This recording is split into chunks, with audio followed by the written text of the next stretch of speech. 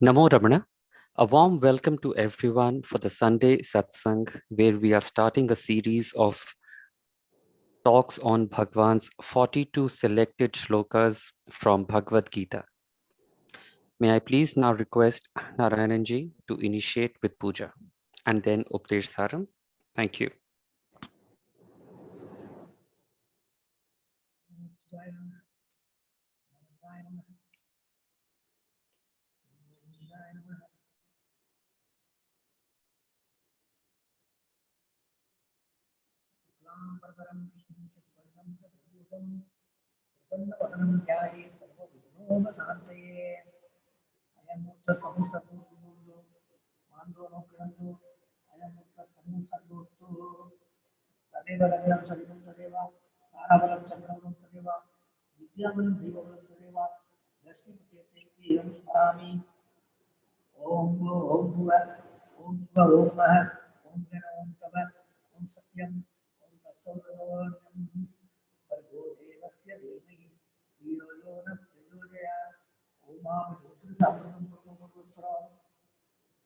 नमोपाता समस्त बुद्ध द्वारा श्री परमेश्वर नित्यत्व परिश्रमणस्य कर्मेण दुर्गेन प्रसादत्तम आदौ विघ्नेश्वर प्रदान कृष्णेय द्वितीया विरुद्ध विशेष सूत्रम चक्रवर्ती देवता द्वितीया दुर्गा लोकाधिपति विश्वनाथ तम सतारे मम देवी मित्रम बुद्धाक्रम आगमार्थम देवानां करुणार्थम रक्षा अंधारम परामेनदौ देववानना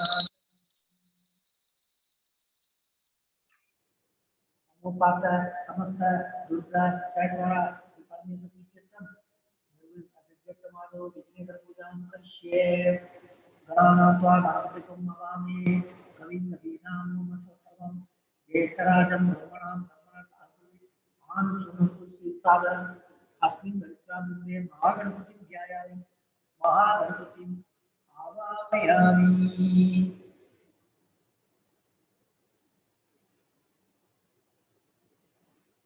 महागणपतिये नमः समर्पयामि ओम महागणपतिये नमः अर्घ्यं समर्पयामि ओम महागणपतिये नमः पाद्यं समर्पयामि ओम महागणपतिये नमः पुण्यं समर्पयामि ओम महागणपतिये नमः औदार्यस्नानं समर्पयामि ओम महागणपतिये नमः स्नानानन्तरम् आत्मन्यं समर्पयामि ओम महागणपतिये नमः वस्त्रदानं अक्षदां समर्पयामि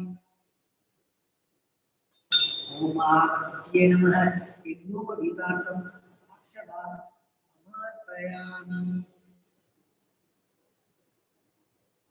ओम महागणपतिये नमः गंगा धारयामि समर्पयामि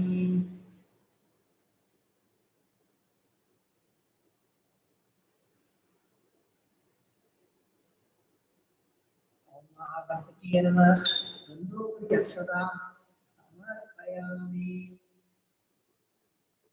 महागणपतिये नमः चंद्रनाथं अक्षदां समर्पयामि महागणपतिये नमः हरिद्रा कुंकुमं समर्पयामि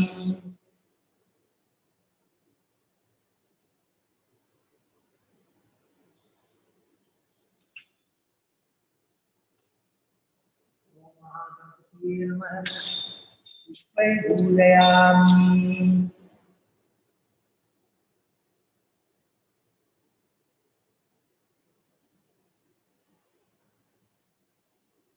ओम रुद्राय नमः ओम एकदन्ताय नमः ओम कपिलाय नमः ओम गजगणकाय नमः ओम लंबोदराय नमः ओम विघटाय नमः ओम विघ्नराजाय नमः ओम विनायकाय नमः ओम धूमकेतवे नमः ओम गणाध्यक्षाय नमः ओम वायुचंद्राय नमः ओम गजाननाय नमः ओम वक्रतुंडाय नमः ओम सूर्पकर्णाय नमः ओम हिरण्मयाय नमः ओम स्कंदभूतवाय नमः ओम सिद्धिविनायकाय नमः ओम शंकरम मोक्ष विनायकरे नमः।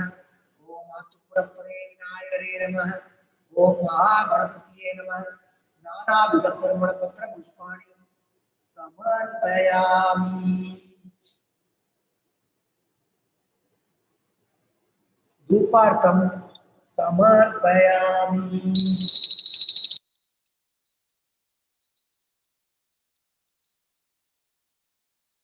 दीपार्थं समर्पयामि। अक्षरां समर्पयामि। ओम भूर्भुवस्सुवः तत्सवितुर्वरेण्यं भर्गो देवस्य धीमहि धियो यो न प्रचोदयात्। देवसर्गप्रसवसत्यं भवेद प्रसन्नात् अमृतस्वं स्वाहा। ओम प्राणे स्वाहा। ओम अपाने स्वाहा। ओम ज्ञाने स्वाहा। ओम उदाने स्वाहा।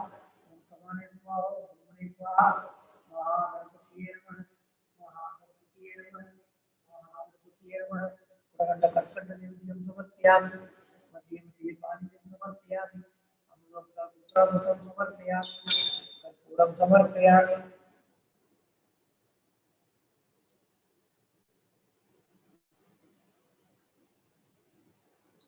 आराधनामृतं अवामे।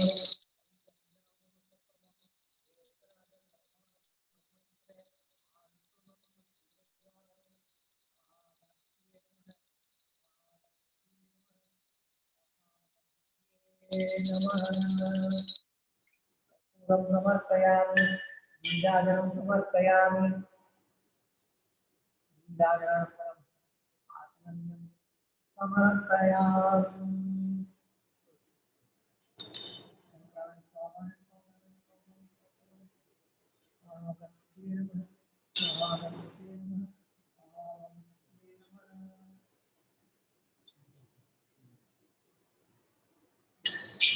वक्रमुण्ड महाकाय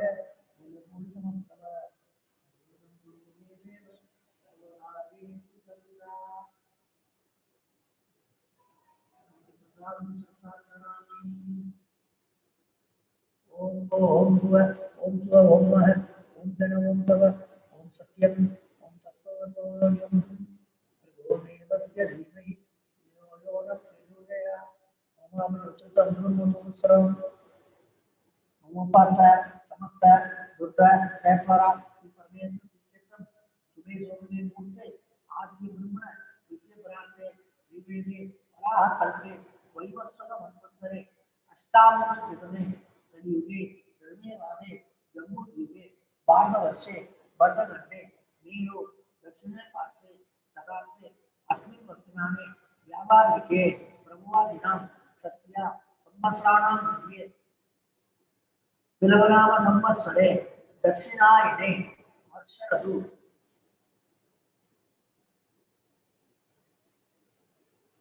सिंह मासे शुक्लपक्षे पौर्णिमितिथ्यां सुगतितो भानुवासर युक्तायां प्रवेशा नक्षत्र युक्तायां शुभ नक्षत्र शुभ योग शुभ कर्ण हेम गुण विशेषण विशिष्टायां अस्यां पौर्णिमितिथ्यां सुगतितो मम जन्म वापस जन्म पत्रम वेदक्षण पर्यंतं मध्ये सम्मानदानं सर्वेषां पावानं सत्य अवनोदनार्थं अस्माकं कुर्माणं क्षेमसत्तरीय वीर्य विजय आयुरारोग्य ऐश्वर्यनाम अनिर्देतं समस्त मंगलाभ्यर्थं समस्त दुर्योगशान्त्यर्थं रमणवर्षे प्रसादेन ज्ञानवैराग्य सिद्ध्यर्थं रमणवर्षे पूजावर्षे कदम्बकलश पूजां करिष्ये।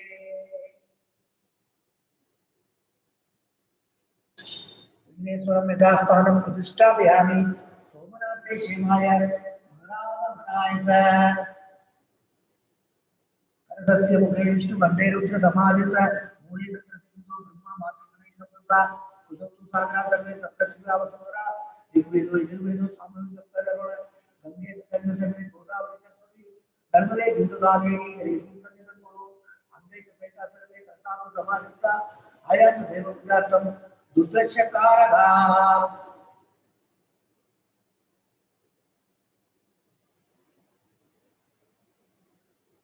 हम मूला सागरोत्पन्नो विष्णु विष्णु करे देवे से पूजित बलि पूजनीय आसाम के नमः देवो देवालय प्रभुतो जीव देवस्थानम अंजान निर्मालयम स्वयं भवने मूल्ये ओम सकल गुणात्म शक्तियुक्ताय योग विलासने नमः आधार शक्तिये नमः मूल प्रकृतिये नमः आदिवराय नमः आदि गुणमाय नमः आनंदाय नमः पृथ्वीये नमः आदित्यादि नवग्रह देवताभ्यो नमः दशदिग्बालेभ्यो नमः गुरु ब्रह्मा गुरु विष्णु गुरुदेवो महेश्वरः गुरु साक्षात् परब्रह्म तस्मै श्री गुरवे नमः ओम अस्य श्री प्राणप्रतिष्ठा मंत्रस्य ब्रह्मा विष्णु महेश्वरः ऋषि ऋषि सामवेदांसि सकल जगत सृष्टि सम्मानकाल प्राण शक्ति परादेवता आम बीजम हरि शक्ति ओम कीलकम प्राण प्रतिष्ठा में विनियोग आम अंगुष्ठाभ्याम नमः हरिदर्शनीभ्याम नमः ओम मध्यमाभ्याम नमः आम अनाभ्याम नमः हरिदर्शिकाभ्याम नमः ओम कर्णकुष्ठाभ्याम नमः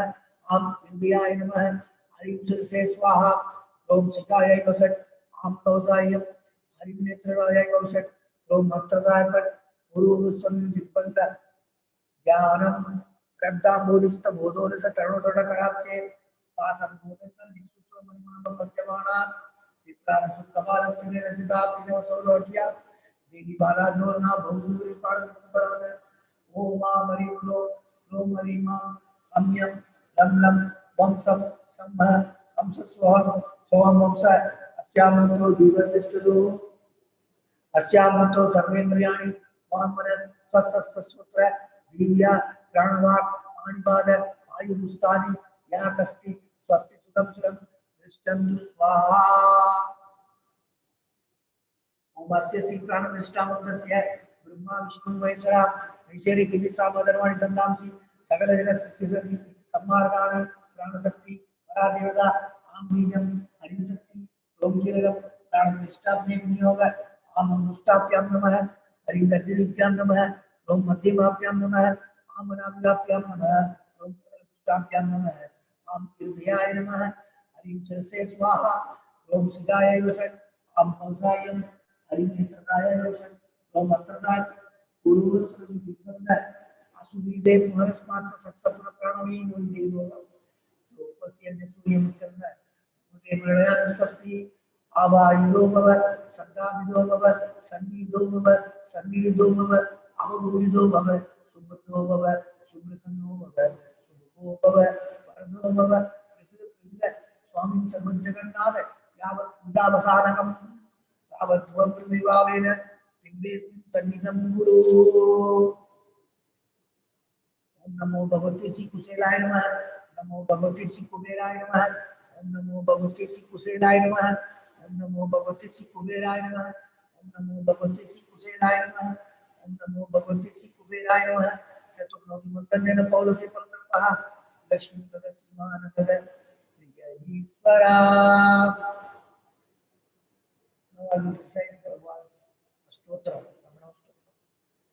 श्री गुरुभ्यो नमः गुरु ब्रह्मा गुरु विष्णु गुरुदेव महेश्वरा गुरु साक्षात् परब्रह्म तस्मै श्री गुरवे नमः अपार संचितुवाद दाशोर्यशोर्मि मात्रं भुवनं समस्तं गुणायुधं तं रमणं गमीरं चिन्ताविनं निर्दि चिन्तयामि ओम महादेव मोहदेव जाताय नमः ओम श्री रमणाय नमः ओम गुरवे नमः ओम अखंड संविदाकराय नमः ओम महोदसे नमः ओम कारणोद्भवाय नमः ओम जगत्पितावताराय नमः ओम श्री भूमिनाथाय नमः ओम पराशर पुरोतमसाय नमः ओम सुंदरातरपलाय नमः ओम कमनीय सुचारित्राय नमः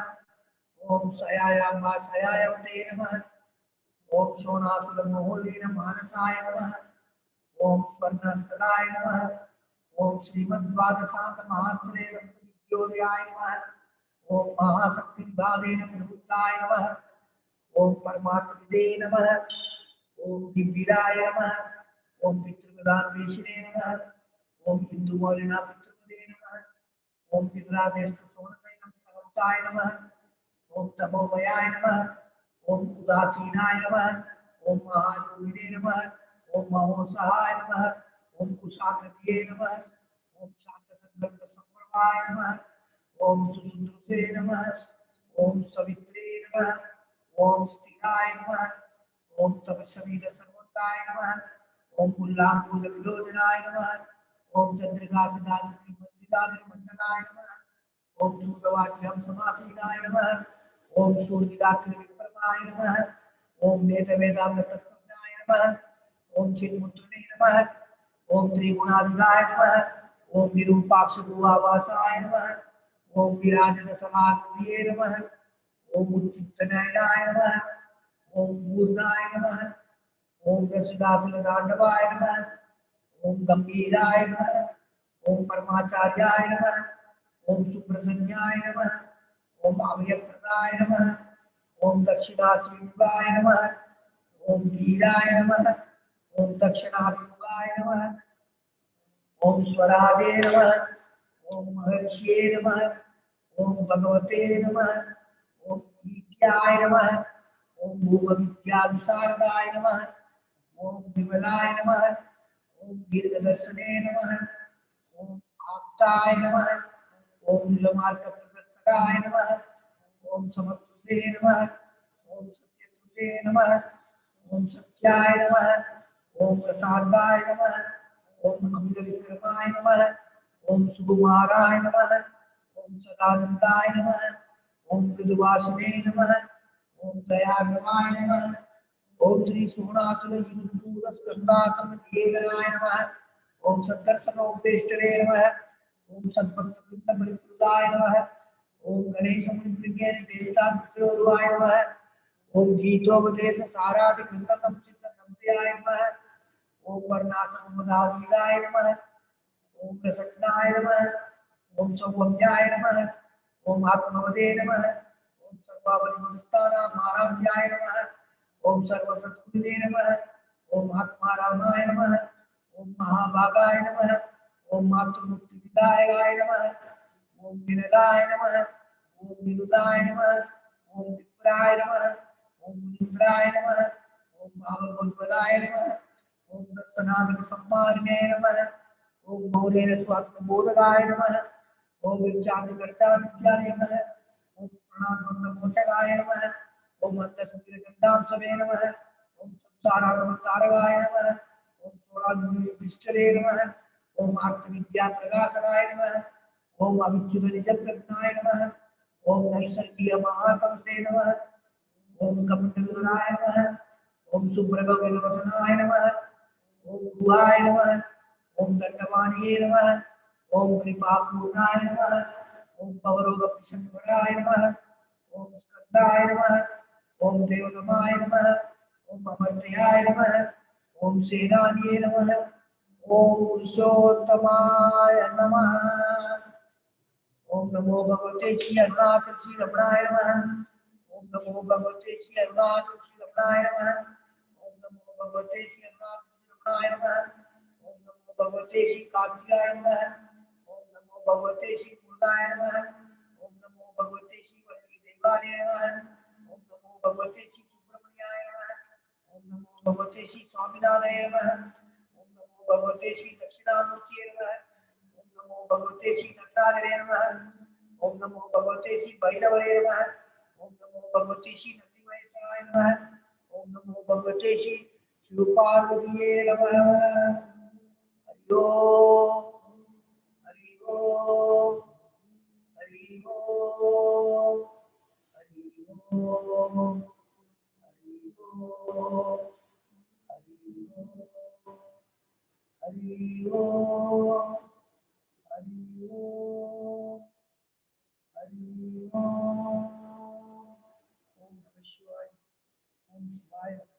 ओम शिवाय। ओम शिवाय। दान करो शिव शिव दान करो। Now let us all recite Updesa Sara.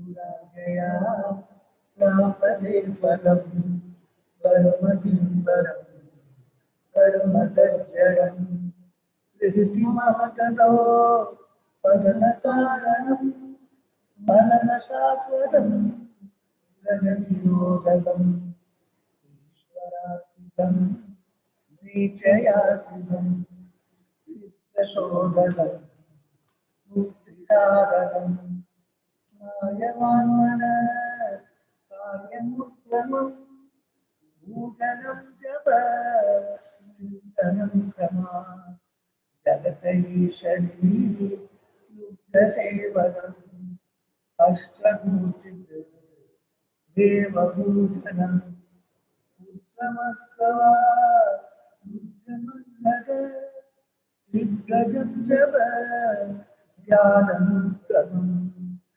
अजदारया शोधसासमम् सरलचिन्तनम् विरलवरम् वेदभावना सौविद्यसो भावनाभिधा भावनीमदा भावशून्यस भावसुस्तुति भावनाबला भक्तिरुत्तमा युस्तरे मन स्वस्थगा क्रिया भक्ति योग उदाचनिश्चितम् वायुरोदना नीयते मन दानभक्षिवत रोदसावनम् युद्धवायव सिद्धियानुगा सागयोर्द्वयी शक्तिमूलगा लयविनाशने उभयरोधने लयकदम्बुन भवति नोऽमृतम् ज्ञानवन्दना लीनमानसं वेदचिन्तना नासमेत्यन नष्टमानसो दृष्टयोगिन नित्यमस्ति स्वस्तिदं यद दृश्यवारिदं सिद्धमात्मन चित्वदर्शनं तत्त्वदर्शनं मानसं मार्गणे नैव मानसं मार्गार्जवा वृद्धयस्त्वहं वृद्धिमाश्रिता वृद्धयो मनो नित्यहं मन मामयं भूतो भवति चिन्वद ऐवदत्यहं निजसारणम् अहमिनाशवान् अहमहं दया सुरधीरस्वयं परमपूर्णस इदमहं वदा अविद्यमन्वहम् अहं विलीनके अत्यन्यसत्तया विक्रयेन्द्रिय प्राणवीगम नामसेकस गच्छनं सस सत्त्ववासिका विद्ववेदरा सत्त्वयायि चित्तयागहम् ईसजीवयो वेशदीपिका सत्स्वभावतो वस्तु केवलम् वेशानद स्वात्मदर्शनम् ईसदर्शनम् स्वात्मरूपत आत्मसंस्थिति स्वात्मदर्शनम् आत्मनिर्भया आत्मनिष्ठा ज्ञानवर्धिता अज्ञानहीनति ज्ञानमस्ति ज्ञानमन्तरम् किंस्वरूपमे आत्मदर्शने अव्यया भवा पूर्णसि सुखम् बन्धमुक्त्यति संवरं सुखम् विन्दतीयै वस्तुदैविद अहमवेदकं नियमिबाधकं महतितं तवो रमणवाक्यं महतितं तवो रमणवाक्यं महतितं तवो रमणवाक्यं नमो भगवते श्री नाथ शिवाय नमो भगवती श्री अरुणाचल। ओम नमो Bhagwati Shri Arunachal.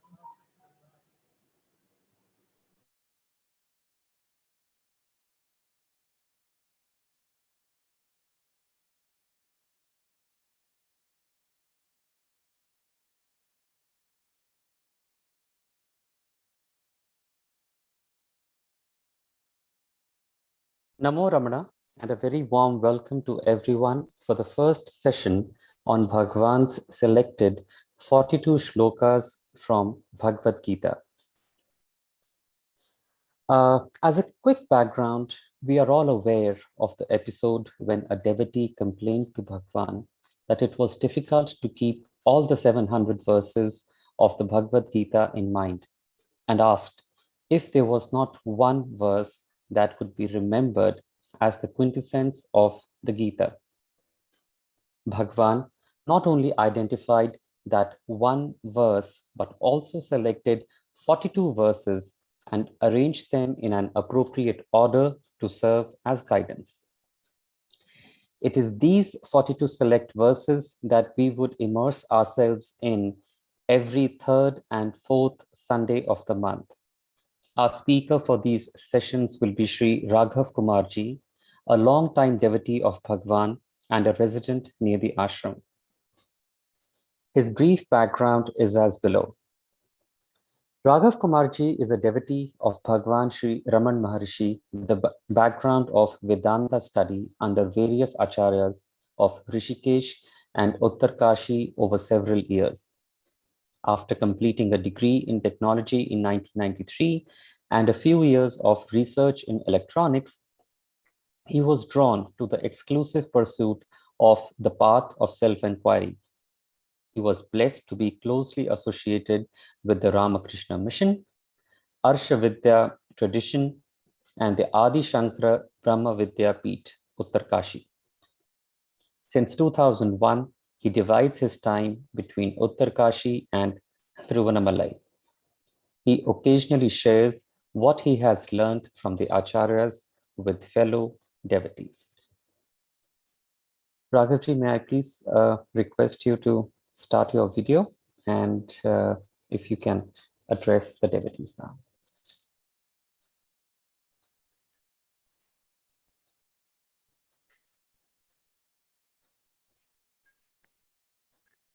Namaste and welcome.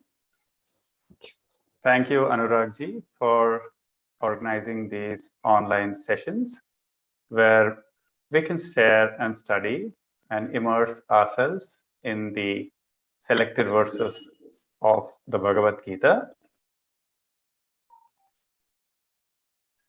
Bhagavan was very particular and greatly increased the Shraddha of devotees in the Bhagavad Gita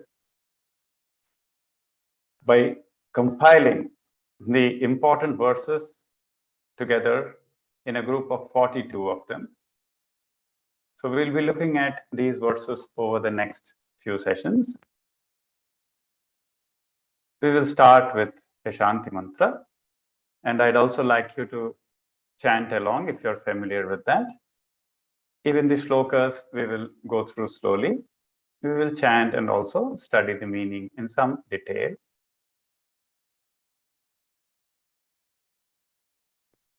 Om Sahana Bhavatu Sahano Bhunaktu Sah Viryam Karavavahai Tejasvinavadhitamastu ma vidvishavahai. Om Shanti Shanti Shanti. Ishvaro Gururatmeti Murti Bheda Vibhagine Vyavadvyapta Dehaya Dakshinamurtaye Namaha. Vande Shri Ramanashehe Acharyasya Padapcham Yo me Darshayadisham Bhantam Dhvantamatitya.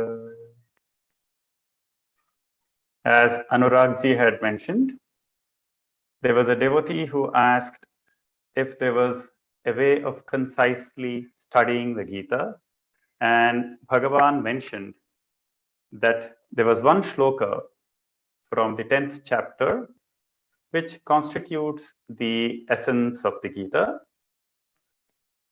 And then later he went on to compile some more shlokas as the Gita Saraha, the quintessence of the Bhagavad Gita. The Gita itself is regarded by the Advaita tradition of Sri Shankara as the essence of all the Vedas.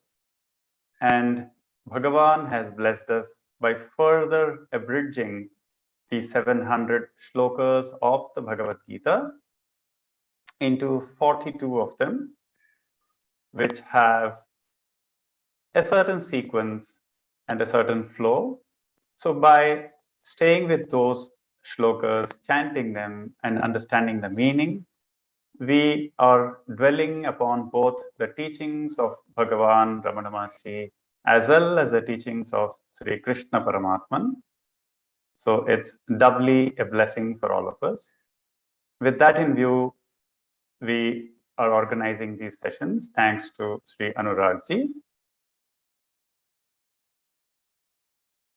Any such compilation or text in the Advaita tradition is preceded by a Mangala Shloka. And Bhagavan was proficient in Sanskrit, even though he had not formally undergone training in it. He has beautifully composed a Mangala Shasanam or a benedictory shloka. We will just chant that upfront. And you can chant along if possible with your mics muted, of course.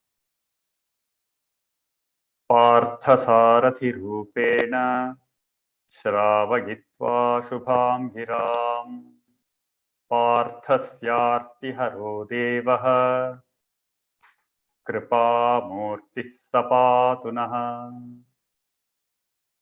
Parthasarathirupeణ Shravagitva Shubham Giram Parthasyartiharo Devaha Kripamurtis Sapatunaha. So one of the things that I'd like to mention when it comes to chanting of shlokas is that these compositions are like mantras where the very chanting confers a certain benediction. And it's very appropriate to see that we are as close as possible to the intended pronunciation. So for today, I'll leave you with one tip, which is that some of these letters in the shlokas, which are called the Mahapranas, the aspirated letters, can be particularly stressed. So we don't gloss over those letters like the th or the dha or the bha and so on. So in this benedictory shloka, we have Partha Sarathi Rupena Shravayitva Shubham Giram. The bha is also an aspirate. So it's nice to stay authentic to the intended pronunciation, which Bhagavan has composed in this shloka. So you can just pay a little extra attention to the Mahapranas, the aspirated sounds.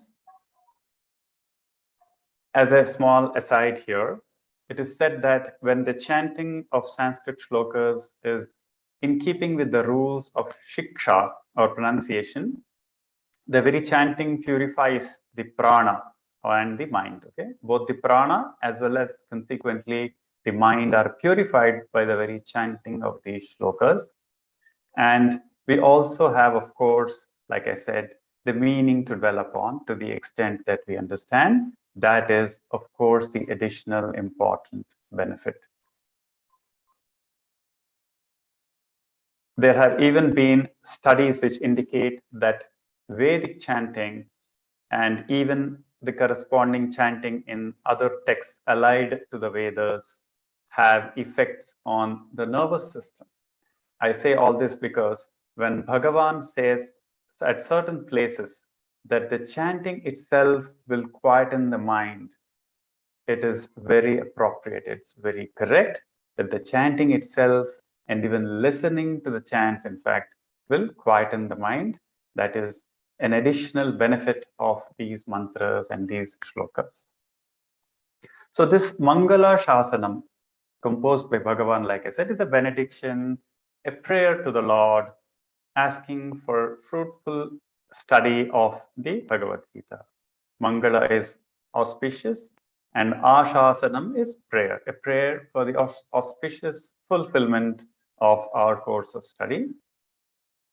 In this Mangala Shasanam, Bhagavan has used an alliteration or a anuprasa, as we call it.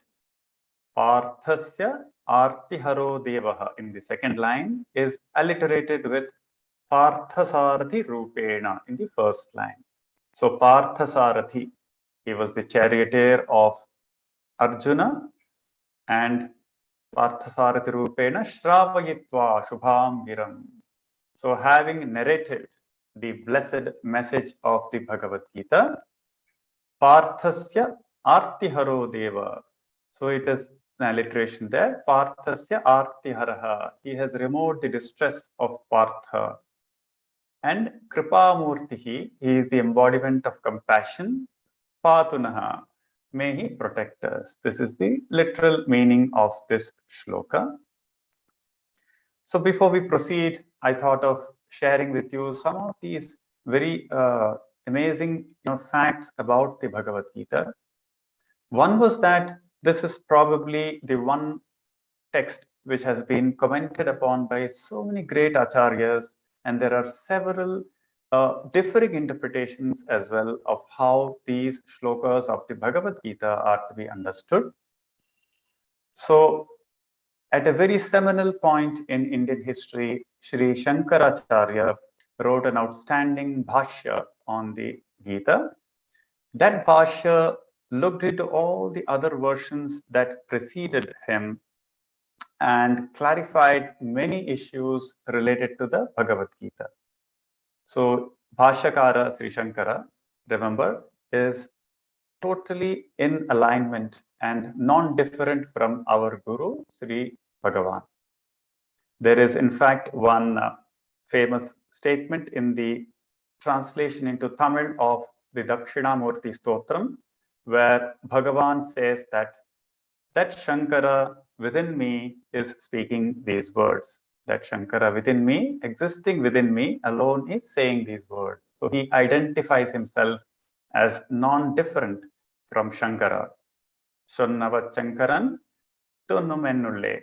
So that is the Tamil pronunciation, indicating that he is non-different from Shankara. And in that spirit, we will approach this study, that Bhagavan and Shankara are one and the same. So Shankara, like I said, clarified so many points and so many differing interpretations of the shlokas of the Bhagavad Gita. He in fact himself admits in the introduction to the Bhagavad Gita that this is Sarva Veda Sara Sangraha Bhutam. It is the essence of all the Vedas. Sarva Veda Sara Sangraha Bhutam, the essence collected together in the form of shlokas. And we are getting the essence of the essence through Bhagavan's compilation, which is further abridged, which is why this compilation of Bhagavan has been called Sarasya Miha Saram. It is the essence of the essence. So I say all this to say that it's very motivating to be able, therefore, to chant and perhaps by and by get these shlokas by heart so that they stay with us all the time. These 42 shlokas abridged from the original 700 shlokas. So the Mangala Shasanam is the first shloka, but it is not counted as part of those 42. And after that, we have the first shloka selected by Bhagavan. In that shloka, Sanjaya is relating the situation or the context of the Bhagavad Gita. So Sanjaya Uvacha, we can chant along. Tam tatha kripaya vishtam ashrupurna kule kshanam Vishidantamidam vakyam uvacha Madhusudanah. Sanjaya uvacha tam tatha kripaya vishtam Ashrupurna kulekshanam Vishidantamidam vakyam uvacha Madhusudanah. In such a brief compilation, one would perhaps expect Bhagavan to have only spoken directly of the Advaitic teachings. And yet, right up front, there is a shloka which mentions the context where Arjuna is actually grief stricken and surrenders to Krishna. The importance of this shloka is that although Krishna and Arjuna were friends for such a long time, for several decades prior to the Bhagavad Gita, yet Arjuna developed the necessary disposition only during the battlefield. So even before he and Krishna were known and they had so many different contexts in which they could talk, and yet Krishna is not known to have breathed a single word of Advaita or any Vedanta. So that's quite curious. And that also indicates that the teaching of Advaita and Vedanta needs a very special context. That special context is that the student or the disciple who is being taught is in a very open, very receptive frame of mind. So Krishna was, as it were, waiting for that opportunity almost to show his compassion so that Arjuna would be more open, question very deeply of his conclusions, his assumptions about himself and about life itself. So this shloka gives or sets the context very clearly and very importantly.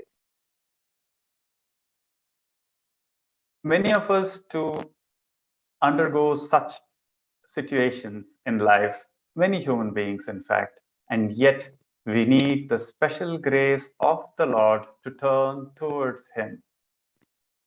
So a situation which is topical in its nature, which has some solutions at a very mundane level, still inspires a deeper questioning in us.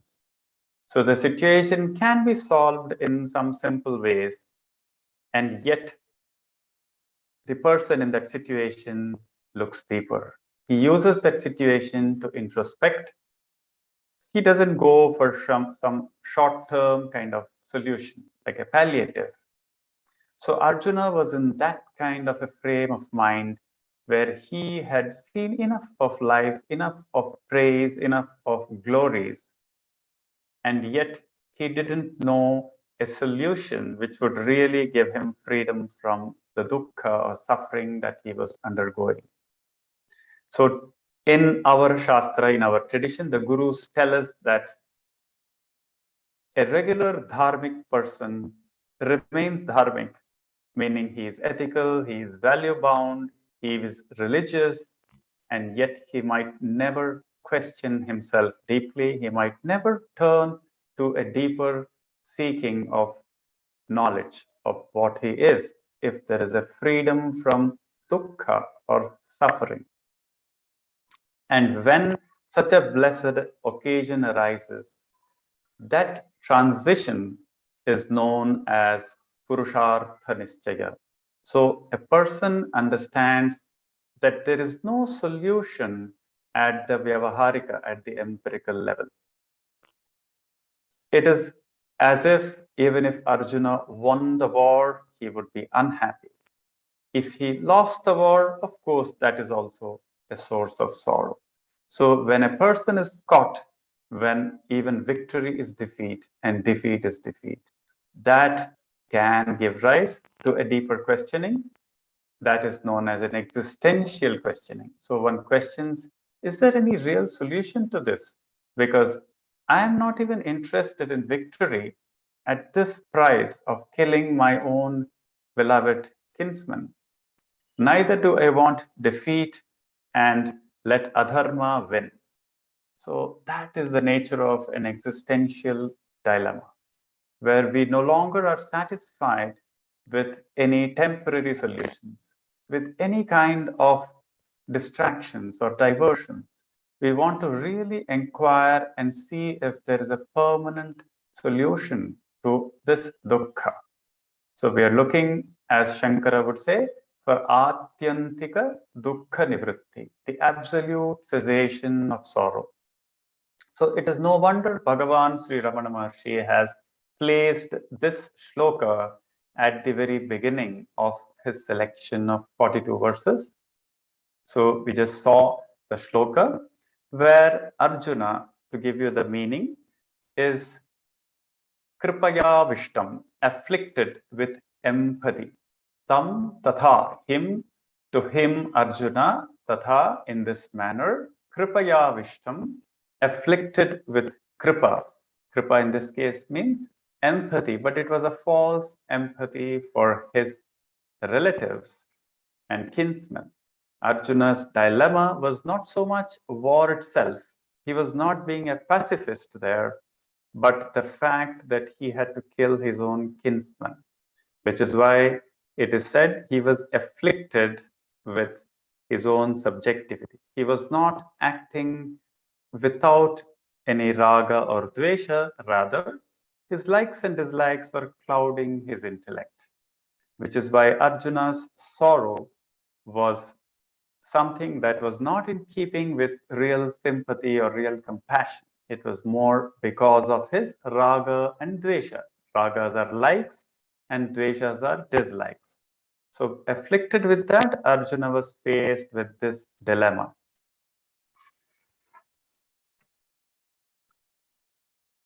So, in this first shloka, which gives the context of how a dharmic person is transformed into a mumukshu. Mumukshu is one who seeks liberation, a more absolute solution to his problem. And then alone he becomes open to the upadesha of the Guru. The Guru's upadesha then alone can work. The words of the Guru work like magic.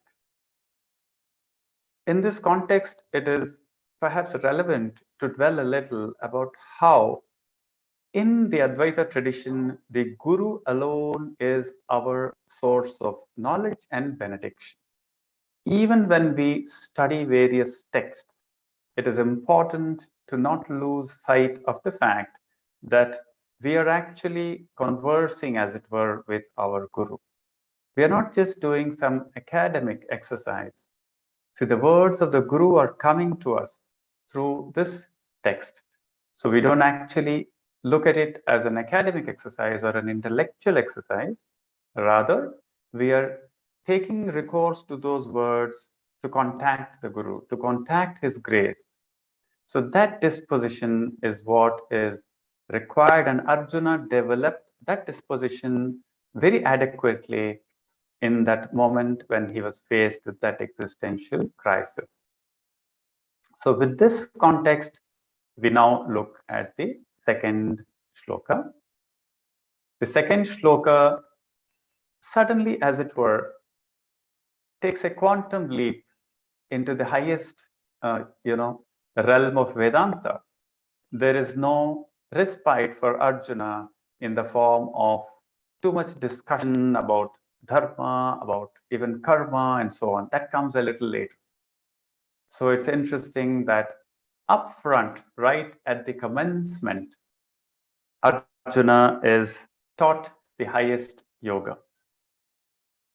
There is one interesting conversation with Bhagavan, which I thought of sharing with you, because many people would ask similar questions of Bhagavan. Why is it that you advocate self-inquiry for everyone? And Bhagavan was quite clear that everyone is eligible for self-inquiry, and he gives the example of the Gita. I will share this little paragraph from the talks with Bhagavan.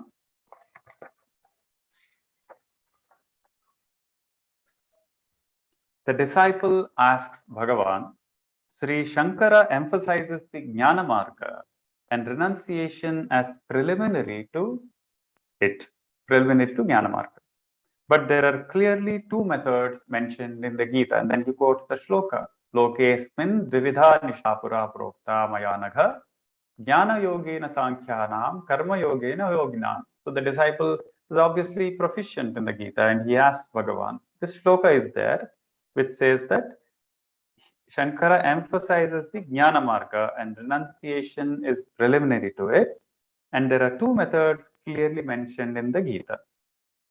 And he also says, the disciple says, the Gita seems to emphasize karma because Arjuna is persuaded to fight and Sri Krishna himself set the example by an active life of great exploits. To this question or comment of the disciple, Bhagavan says, the Gita starts saying that you are not the body, that you are not therefore the karta.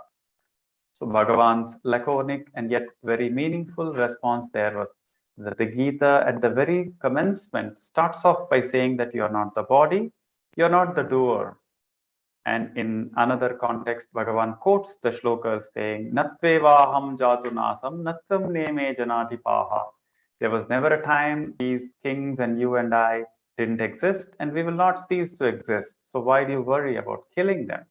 Not just that, the Atman is not born, it doesn't die. So Bhagavan Krishna goes on in that way. He doesn't kind of dump it down any further to Arjuna. It directly takes Arjuna to the highest realm of Vedanta. So Bhagavan too endorses that attitude of readiness for Atma Vichara for everyone. And then if the disciple says, no, I am not able to relate to that, I am not ready for that, he insists that he just cannot do it, then the other practices are, of course, validated. They are prescribed. They are very important. But the Guru's compassion or Guru's vision is that he feels all students are eligible for self-inquiry. And only if the students themselves, complain and say that they cannot keep up with that level of subtlety, that level of commitment required to do self-inquiry, they are not making progress in their own perception, and they want to take to Japam, he would of course endorse that. That's also very valid and beautiful. But the starting point is always at a very high pitch, as it were. A similar context is there even in the Kena Upanishad, where the context is in a way a bit humorous, because the whole Upanishad is so profound in unfolding Atma as available in every perception, in every thought. That same self is evident in all its glory. Pratibodha viditam matam amritatvam hi vindate Atmana vindate viryam, vidyaya vindate amritam, and so on. In that way, in the Kena Upanishad, the Guru in the Kena Upanishad unfolds Advaita. And at the very end, the Sishya asks the Guru, Upanishadam bruhi, please teach me the Upanishad. So after the Upanishad is over, the student is asking the Guru, Upanishadam me bruhi. So please teach me the Upanishad. And then the Guru says, Upanishadam te ukta, it has already been taught to you, and goes on to understand that the disciple needs some preparatory practices. So then the Guru brings in tapo tapaha, tapo damaha, karma iti pratishtha. So the tapas and damaha, controlling the indriyas by different techniques, and karma, doing various kinds of karmas, both mental as well as ritualistic. So all of them are then brought in and validated. So the disciple has to tell the Guru, I am not yet really ready for that kind of, direct path of inquiry and Advaita. Then alone the Guru will give other practices. Because we all know that the Guru's vision has no avidya in the disciples. He doesn't see any avidya in the disciples. He sees everything as Brahman alone. Therefore, the Sishya, it is said, has to request the Guru, Madartham Smara. For my sake, O Guru, please recollect the entire teaching of Advaita. I know you do not even see avidya. You wouldn't deign to teach any of us because you don't see us as ajnanis or any kind of other judgments like that. And yet, please condescend to teach us the Advaita Jnanam. So, Madartham Smara, for my sake, please recollect the Advaita teaching. That is how the Sishyas request the Guru. And so, coming to the Gita context again, so this Gita is so important, as Bhagavan used to mention, that there was one particular conversation in which the disciple casually asks Bhagavan, should we read the Gita, study the Gita once in a while? And Bhagavan says, please study the Gita always. He just uses the word always. Always one should study the Gita. And in that spirit, we will take up the next shloka in this series. This is the shloka where Bhagavan for the first time speaks in the collection. Shri Bhagavan Uvacha Idam Shariram Kaunteya Kshetramidhyabhidiyate Etad yo vetti tam prahuhu Kshetrajna iti tadvidah Idam Shariram Kaunteya Kshetramidhyabhidiyate Etadyo vetti tam prahuhu Kshetrajna iti tadvidah. Sri Bhagavan says, Idam Shariram Kaunteya, this Sharira, this body, the word body, Shariram includes not just the physical body, but the mind and the causal body as well, as we will be seeing later on. This Sharira, O Kaunteya, Kshetramityabhidiyate. It is known as the Kshetra. The word Kshetra implies that which is subject to decay, that which is subject to destruction. So the Kshetra is that which can get destroyed. It is not eternal. Idam Sariram Kaunteya Kshetramityabhidiyate. It is known as the Kshetra for that reason. The word Kshetra in English is sometimes translated as field. The word field also is valid in a sense because the Sharira is where the different karmas give us the phalas. So we sow the seeds of karma, says Shankara, and then we reap the results of the karma in and through the Sharira alone, this body alone. So like a field where you sow seeds and reap fruits of the trees. Even so, the Sharira is known as the Kshetra or the field. So it is also because it is Ksharanat. Ksharanat means it trickles away, it decays. In Advaita, there is a very nice or a powerful logic really that anything that is put together will fall apart. Anything that is put together consists of parts and is put together. Those parts are put together will slowly fall apart. So it's interesting that even in modern science, that's a very fundamental law called the law of entropy. The law of entropy says that with the passage of time, invariably, inevitably, you go from order to disorder, from things which have intelligently put together configurations to things which are more chaotic. So that is the law of nature. This kshetra is subject to that law of nature. And in contrast, the kshetrajna is the one who knows or experiences the kshetra, the body, as the knower. Kshetram janati iti kshetrajna. Kshetrajnam. So that kshetrajna is one who knows the kshetra. Etad yoveti tam prahuhu kshetrajna iti tadvidah. The one who knows these two, the knowers of the truth, the wise men, call these two entities as the kshetra and kshetrajna respectively. That's the literal meaning of that sentence. So at this point, the shloka is still talking of the knower within the body and mind.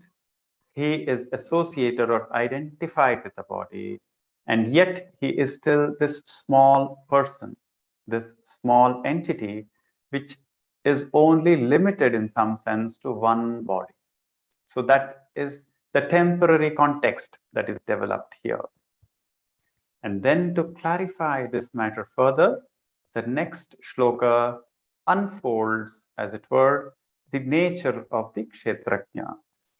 So then in the next shloka, Sri Bhagavan says that I am that Kshetrajna who is present in all Kshetras. So we will chant that. Kshetrajnam chapi mam vidhi sarvakshetreshu bharata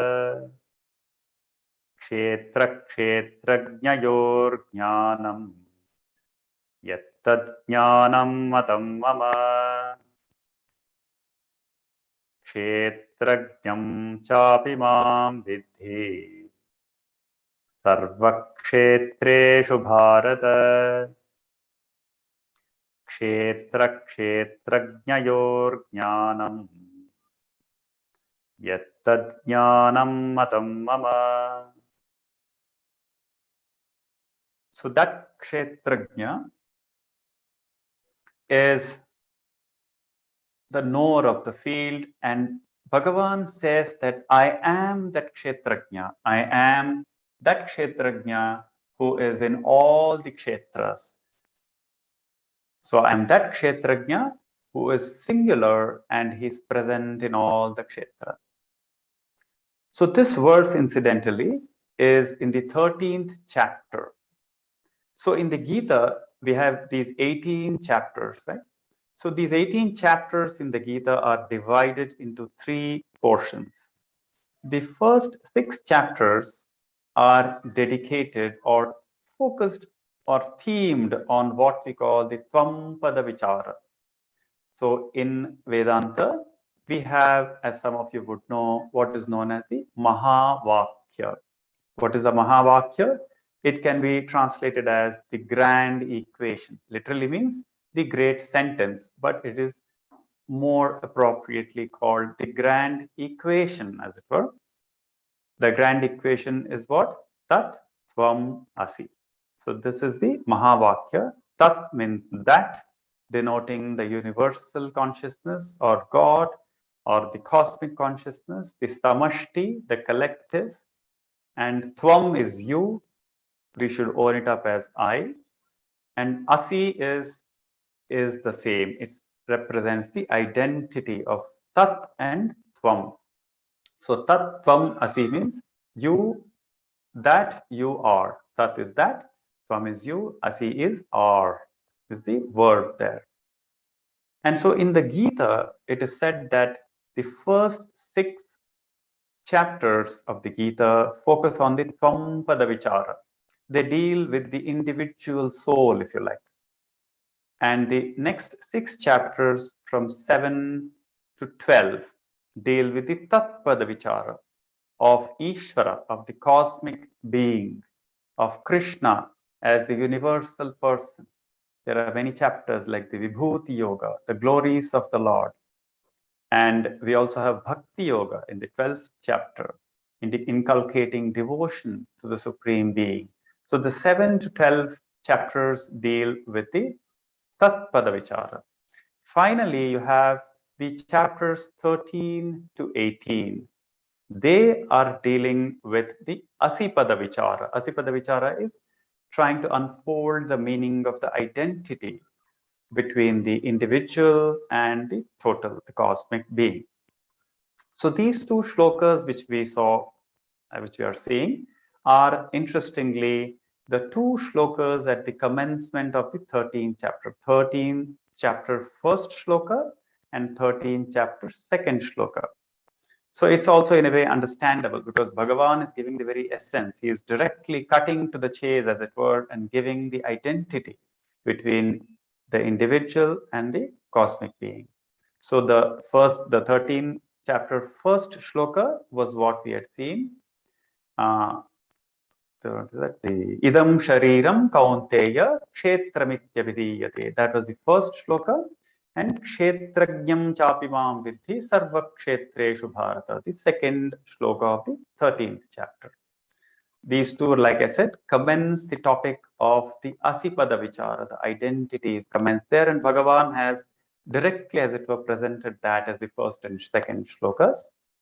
And for completeness, I'd mentioned that the shloka where Sanjaya gives the context, tam tata karpaya vishtam ashrupurna kulekshanam vishidantamidam vakyam uvacha madhusudanaha, where Arjuna's sorrow was converted by him into an occasion to introspect. That shloka is in the second chapter. The second chapter and the first shloka is that shloka. So these shlokas, after giving the context, now Bhagavan is, sharing with us by his choice of the shloka that the individual and the total are identical. Kshetrajnam cha api mam vidhi. Kshetrajna cha and api indeed. Mam vidhi, know me. Me meaning Bhagavan himself is the Kshetrajna. Sarva kshetreshu bharata. So it is not as if there are different, little pieces of consciousness. Consciousness has no plural. Even in English, very appropriately, consciousness doesn't have a plural. The word consciousness is always used as a singular. So consciousness is one in all the different loci or wherever it is understood or appreciated. Sarvakshetreshu Bharata. Remember, the word kshetra is anything that is put together and decays, which means not just living beings as we understand them, but even the inanimate objects, even trees, even other animals, all are called kshetra in this parlance of the Gita. And that same consciousness is available in a hidden way, in a seed form. It is not fully manifest in all these different entities. In the human being, it is fully available. But in other living beings, it is just partially present there or partially manifest there. It is not easy to appreciate in a stone, perhaps. There's an interesting conversation which I thought of sharing with you, where a questioner asks Bhagavan, do you mean to say that even stocks and stones also have consciousness? And Bhagavan says something along these lines, which I'll just read for you.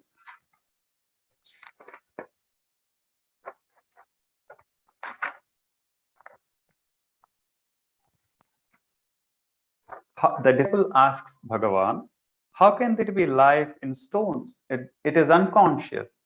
And Bhagavan answers that the whole universe is full of life. You say that the stone is unconscious, but it is your own self-conscious which now speaks of that unconsciousness. When a person wants to see if there is an article in a dark room, he takes a lamp to look for it. That light is useful for detecting the presence and absence of the thing. Why is Bhagavan saying that? He's saying that it is actually your own, consciousness which is actually projected outwards. We don't know it, but it is one consciousness which is giving rise both to your own being as well as to other beings, which is why Bhagavan gives the example that the person, when he wants to see if there is an article in a dark room, he takes a lamp searching for it. So it is his own light which gets reflected in the objects around. That is why Bhagavan is giving that analogy. That light is useful for detecting the presence and absence of a thing. Why is all this being said? Because consciousness is just one. Just that one light with that person is then illuminating all the different objects in the room, in the dark room. And then later Bhagavan goes on to say, now let's say you were unconscious in sleep and self-conscious in the waking state. So which is real? Are you unconscious or are you self-conscious? So then he goes on to say, the reality must be continuous and eternal. Neither the unconsciousness nor the self-consciousness of the present is the reality. And you must admit your existence all through. That pure being alone is the reality. The others are mere associations. They are known as upadhis. The others meaning self-consciousness, unconsciousness, less consciousness in inanimate objects. All of these are just upadhis. They are just associations, Bhagavan says. The pure being cannot be otherwise than consciousness. And then he goes on to say, therefore, the stone is as much unconscious as you were in deep sleep. So when you are in deep sleep, we are not aware of the external environment. And even if someone calls out to us, we don't respond. That doesn't mean that we are inanimate, right? Even so, just because a stone doesn't respond and behave in ways we are accustomed to, it doesn't mean that that stone is unconscious. It is just that the consciousness, as it were, is sleeping there. It is not manifest fully. And then Bhagavan says, in response to that disciple, the disciple says that dog consciousness is different surely from my consciousness. I cannot read the Bible to the dog, and the tree again does not move, whereas I move and act. And Bhagavan says, you can call the tree a standing man, and you can call the man a moving tree. So the tree, he says, you can call it a standing man, and the man a moving tree. So the upadhis alone are different. That is the essence here, which is why this verse also says the same thing, that sarva kshetreshu, only one kshetrajna is there. So we started off in the previous verse saying that each kshetra is known by one kshetrajna. And then there is only one kshetrajna evident in all the kshetras. That is the gist of this shloka. So at the end of this talk, if there are any other questions and so on, we can take them as well. We have another 10 minutes. So we will now just briefly give an introduction to the next shloka as well. Bhagavan treated that as the essence of the Bhagavad Gita. I will just read it out for now, even though it is not on your list. And then we can look into the details in the next lecture. Aham Atma Gudakesh Sarvabhutashayassthitah Ahamadischa Madhyancha Bhutanamanta Evacha Aham Atma Gudakesh Sarvabhutashayassthitah Ahamadischa Madhyancha Bhutanamanta Evacha. So Bhagavan had picked up this particular shloka as probably the most important one. And it is in the 10th chapter, the Vibhuti Yoga, where Krishna reveals himself as being present in the entire universe in different loci. And this key shloka is in the 20th part, the 20th shloka in the 10th chapter, the Vibhuti Yoga.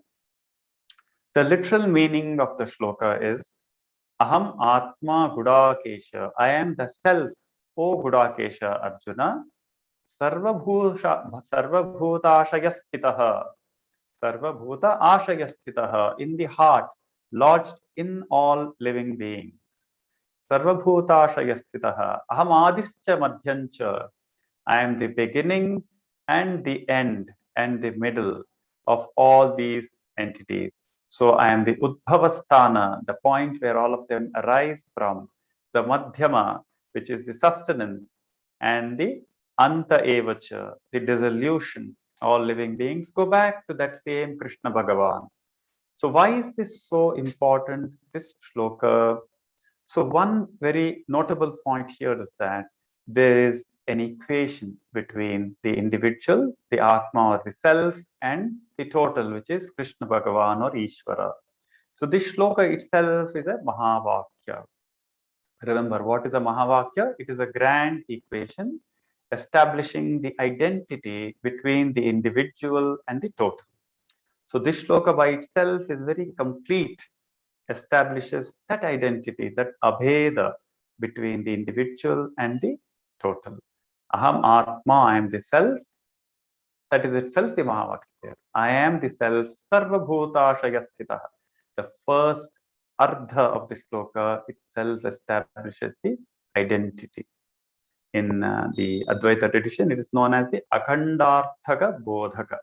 Akhandarthaka is the meaning which doesn't have any break. It is a meaning which is unbounded. any other meaning in a sentence evokes a vritti or a mental modification, a thought, where there is a duality. I am there and then I know an object. Now, when it comes to the Guru teaching the Mahavakya has the capacity of resolving the mind in its source. The essence of self-inquiry, which Bhagavan taught, is also present in that very Guru Upadesha. When Bhagavan uses certain words, or even Krishna Bhagavan uses these words, explaining the identity of the individual and the total, it has the capacity to resolve the mind into its source. So that is why it is called the Akhandarthaka Bodhaka Vakya, the sentence unfolding the identity with the total of the individual. So that is why that shloka, 10th chapter, 20th, was chosen by Bhagavan as the single shloka representing the entire essence of the Gita. Of course, the rest of the 42 give a very beautiful flow. To give you a brief idea how it goes is the first few shlokas, about 10 or so, unfold the tattva, unfold the nature of the reality. And the subsequent shlokas deal with how a jnani will attain to the highest abode. And then what are the precepts that each of us has to follow, certain practices and certain attitudes towards our life, towards situations. All of that comes later. So that's the way Bhagavan has structured this flow. The initial slokas dealing with reality, what is the nature of the truth of you, and then what happens when that jnana, that self-knowledge arises, and then subsequently he unfolds what are the precepts and practices that will slowly help us attain abidance in that self. So with this, for today, we will conclude our session. We have a few more minutes. If any questions are there, please free to ask them. Otherwise, we will conclude with the Shanti Mantra. Thank you.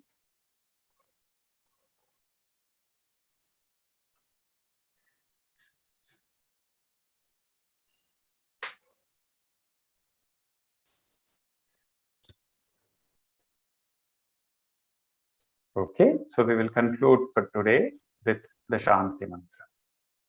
Om Purnamada Purnamidam Purnat Purnamudachyate Purnasya Purnamadaya Purnameva Vashishyate.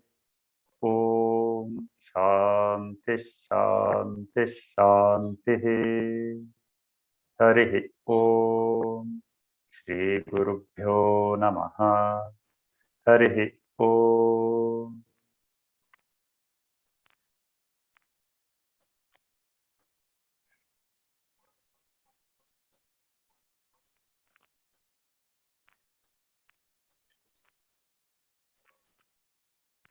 Thank you. And we will meet again in the next session. Raghavji, thank you so much for your time. It was an honor to have you with us today. Narayanji, can I please request you for Akshar Manamalai followed by Aarti?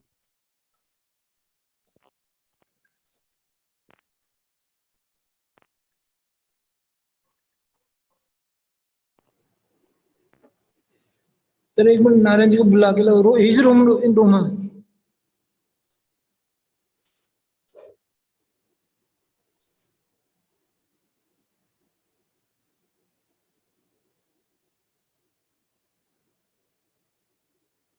Sir Narayan ji को बुला के ला रहा हूँ sir एक minute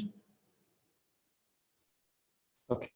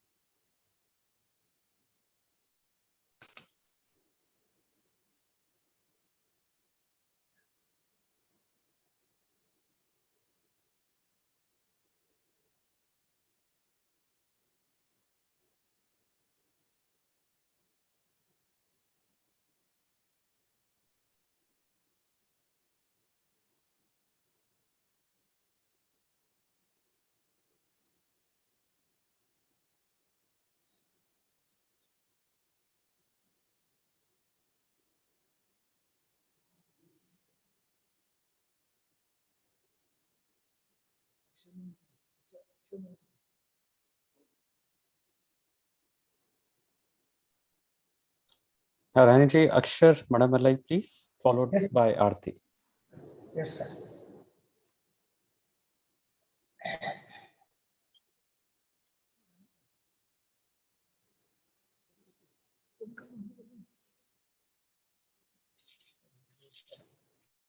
Reciting 14th stanza of Akshar. கருணாருணமணி திருநாவலி நிகர் கருமக்ஷரமண மகிழ்மாலை திருநாளிய திரு அடியார் பெருமர் பரவுதல் பொருளாக கருணாகரமும் ரமணாரியன்வர் கையினால் சொல்லியது கதியாக அருணாச்சலம் என அகமே அறிவோரும்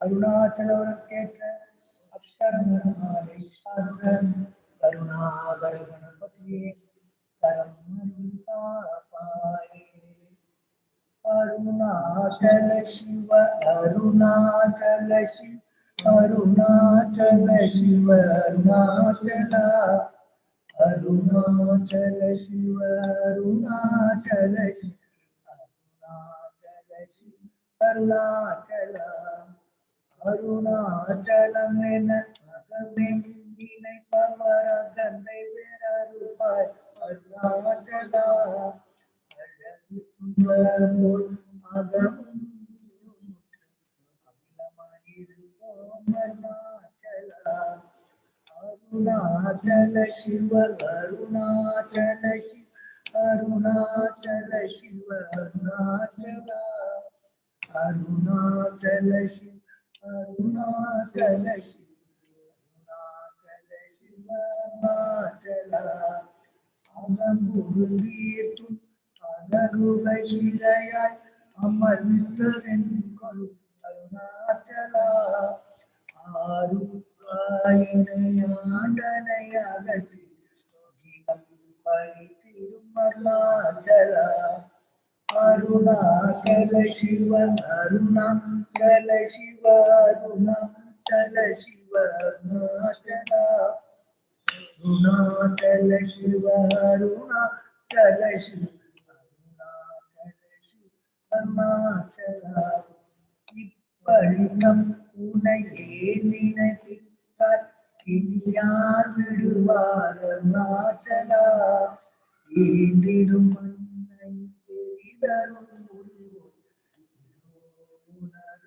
அருணாச்சலா அருணாச்சல சிவ அருணாச்சல சிவ அருணாச்சல சிவ அருணாச்சலா அருணாச்சல சிவ அருணாச்சல அருணாச்சல சிவ அருணாச்சலா உன்னையே மாற்றி ஓடாருள்ளத்தின் மேல் உறுதியாயிருப்பாய் அருணாச்சலா ஊர் சுற்று ஊழம் நீடாது உன்னை கண்டு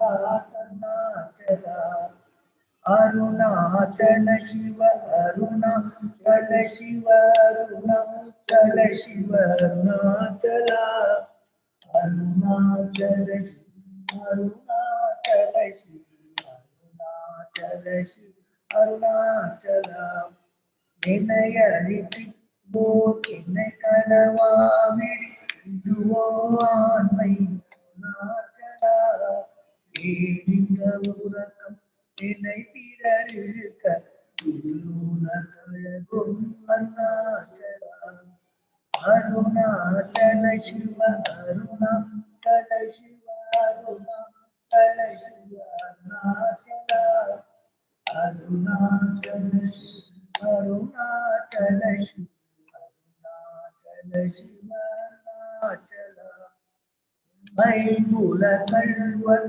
அகத்தின் அகத்தின் இல்லையோ அருணாச்சலா ஒருவன் நாம் உன்னை ஒழித்தவர் வருவார்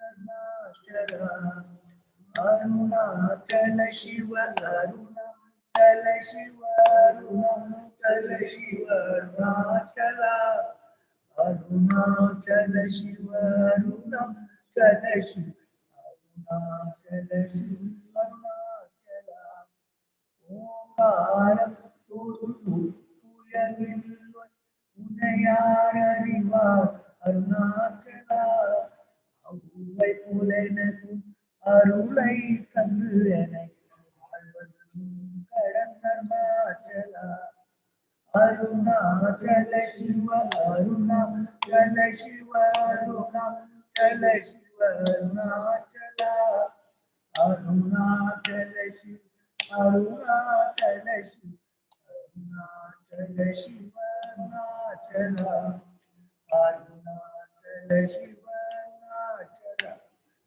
अरुणाचल शिव अरुणाचल அருணாச்சலம் வாழி அன்பர்களும் வாழி அக்ஷரமணமாலை வாழி வாழ்க சுயம் பிரகாசம் வாழ்க வாழ்கவே சூழ்க சுகாத்ம சக்தி சூழ்க சூழ்கவே வாழ்க சுயம் பிரகாசம் வாழ்க வாழ்கவே சூழ்க சுகாத்ம சக்தி சூழ்க சூழ்கவே ஏழுலந்த ஜீவன் முக்தி இன்பம் பொங்கவே ஏழுலந்த ஜீவன் முக்தி இன்பம் பொங்கவே இதயமாகும் இறைவனாகி பொங்கவே இதயமாகும் இறைவனாகி பொங்கவே வாழ்வனம் மகந்தை வாழ்வு பாழ்பொழிகவே வாழ்வனம் மகந்தை வாழ்வு பாழ்பொழிகவே பரம சச்சிதானந்தாத்ம பாழ்பொழிகவே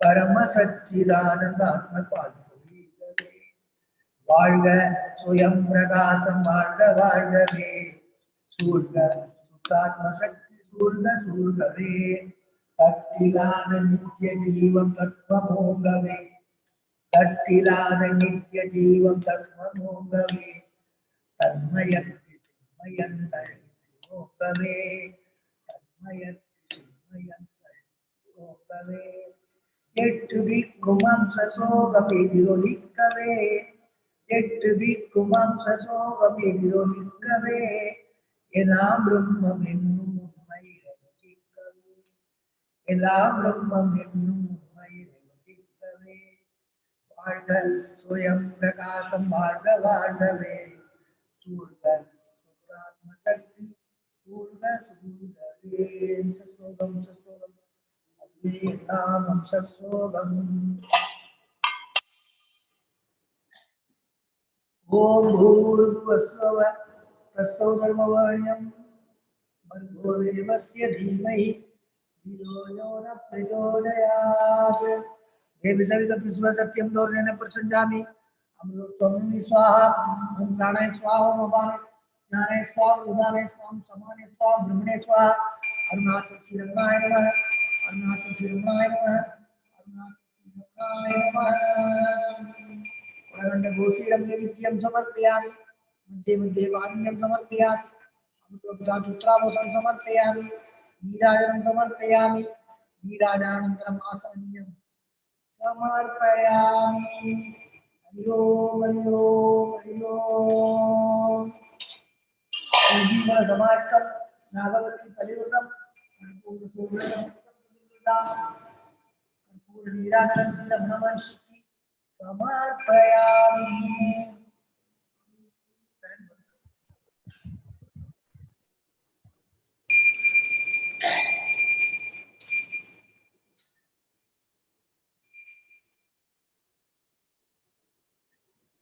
ओम नमो भगवते श्रीरंगाय नमः नमो भगवते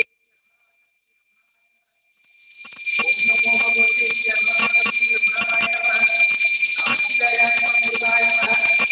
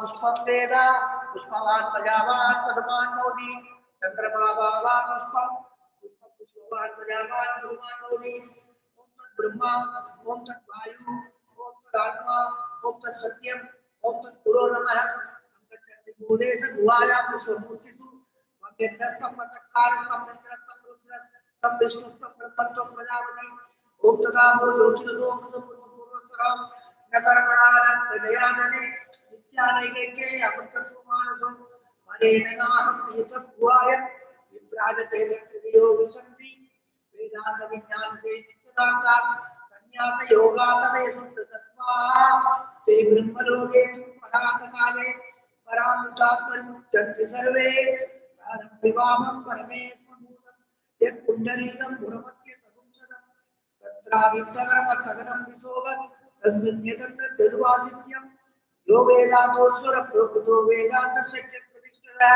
तस्य प्रकृतिलीनस्य परसमहेश्वरः मन्त्रपुष्पं तिरवरमर्षति समर्पयामि ॐ तत्सद्गुरुर्पणमस्तु हरि ओम् हरि ओम् हरि ओम् हरि ओम् हरि ओम् हरि ओम् हरि ओम् हरि ओम् हरि ओम् जय सर्वपापानि विघ्नानि तानि नश्यन्ति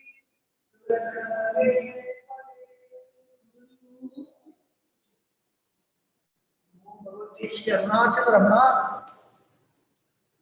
रामायण कात्यायन सुब्रमण्याय दक्षिणामूर्ति नटराजने भैरवरे नंदी महेश्वराय ओम शिव पार्वती ओम शिव पार्वती ओम शिव पार्वती अरुणाचल रमणाय अरुणाचल रमणाय अरुणाचल रमणाय